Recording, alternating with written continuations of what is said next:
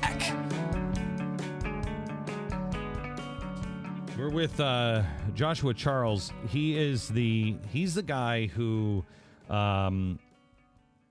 listened to the still small voice. Against all odds, he listened to the still small voice and did all of the original work of the original translation for the original argument, the new book that is out, The Federalist Case for the Constitution, Adapt to the 21st Century. I'll tell you what we did when in a second, but can you describe a little bit of how difficult it was to translate this, Joshua? I mean, for instance, give me two words that you're like, oh, you've got to be kidding me. Obloquy and desideratum. What do either of them mean? Exactly. Yeah. It's like, what the heck do you do with that? Yeah. So what do they mean? Obloquy is harsh criticism. So, you experience obloquy all the time. You just didn't even know it. And, and desideratum is you might be able to hear desire in there. It's like a desired goal. It's like the goal. Yeah, no, I didn't hear that. Did you hear that? Yeah. Not at all. Not at all. Not in the least. Not at all. Worst phrase to translate, or how?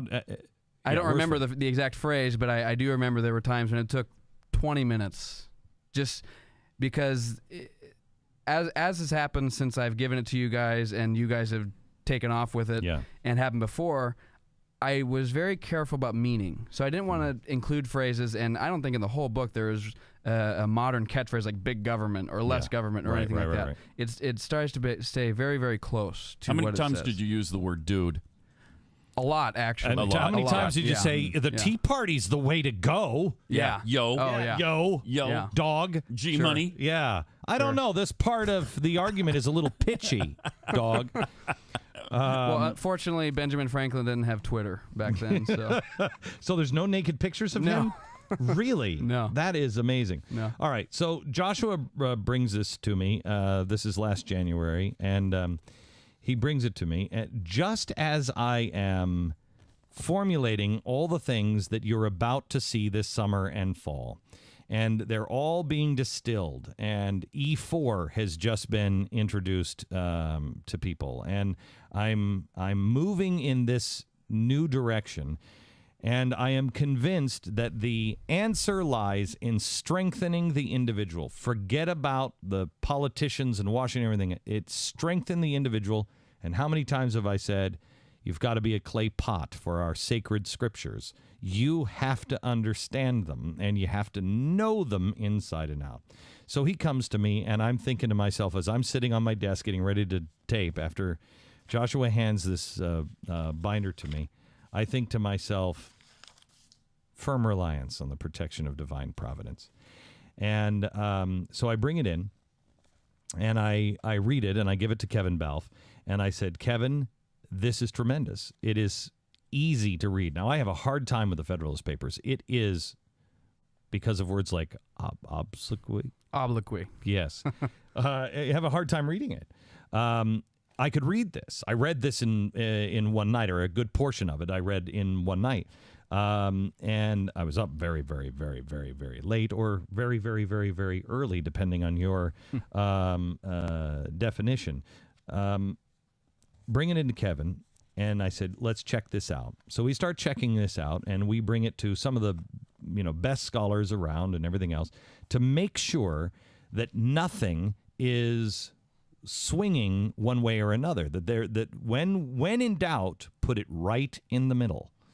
So we're never accused of changing the founders' meanings at all.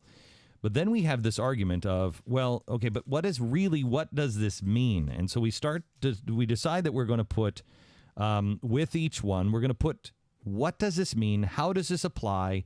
What argument is currently happening today that this solves? And we put this before each one of the Federalist Papers. And then we have one more pass at it. Now, this is about 2-3 months ago. We have one more pass, and that is it readable enough?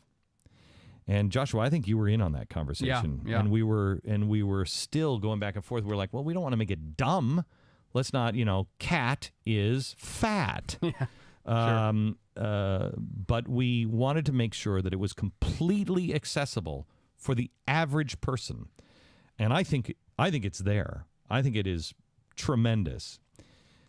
Now, what we've done is we've put it in a paperback edition. It is not hardcover. We've printed it exactly like we did. This is the companion piece to Common Sense. If Common Sense was the problem, the answer really, truly is found in the Federalist Papers, but most people can't understand them. This will blow you away. Pat and I were talking, an hour ago on Federalist, what was it, number 63? Yeah, 62. 62. Yep.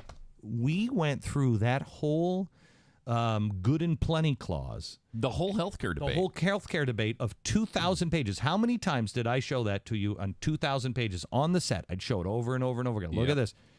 Federalist 62 talks about it. It makes the case against that very thing. It makes the case against Cass Sunstein. Joshua, how? Well, do you remember which one I'm talking about? My favorite one was 84. In that it's the one where Hamilton actually argues against a Bill of Rights, which to us seems very extraordinarily strange. But the reason he did was because he said if you have a right to free speech, you have a right to free exercise of your religion, you have a right to free press, government scheming politicians, as he put it, I believe, are going to come in and say, well, it's in the Constitution, so we have some sort of mandate to regulate it and mean it works. And so that's right up Cass Sunstein's alley. Yep. Yeah, and they do. Yep. And 62, is it 62 or 63? Yeah, 62. 62 talks about if you just make these bills and you make these things so the law is so complex. Voluminous and incoherent is what he used. And you continually change it, nobody's going to know what the law is, and so nobody will be able to be free, and nobody will be able to engage in free enterprise. That's what's happening to us. That's what's happening to us. So let me bring this full circle. With firm reliance on the protection of divine providence, we mutually pledge to each other our lives, our fortunes, and our sacred honor. I like being in business with Joshua Charles because he came to my office and he insisted on coming to my office before we signed the contract to look me in the eye and say, I just want to shake your hand on that and look you in the eye. That's when I knew I was in business with a good man. And so your audience knows Glenn, Mercury, everybody has done far more than I could have ever possibly imagined and done exactly what they have said they would do and more. Well, absolutely. I expect that will never change, and two-way street with you. Sure.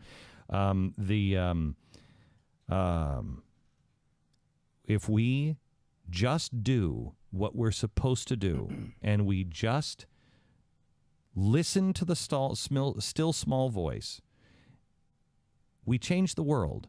We may not think we make a difference, and we may not ever be what Joshua is soon to be, a #1 New York Times bestseller. You may not do that. You may get to the end of your life and not know and think to yourself, I never made a difference.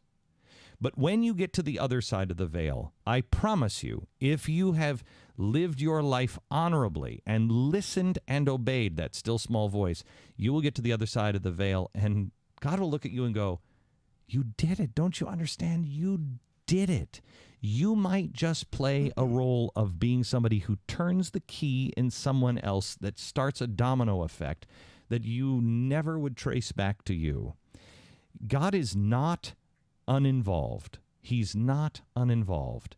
This book will find its way into the hands of a group of people, maybe a very small number of people in the end, but they will be the people that are supposed to read it, and they will be the ones that save us.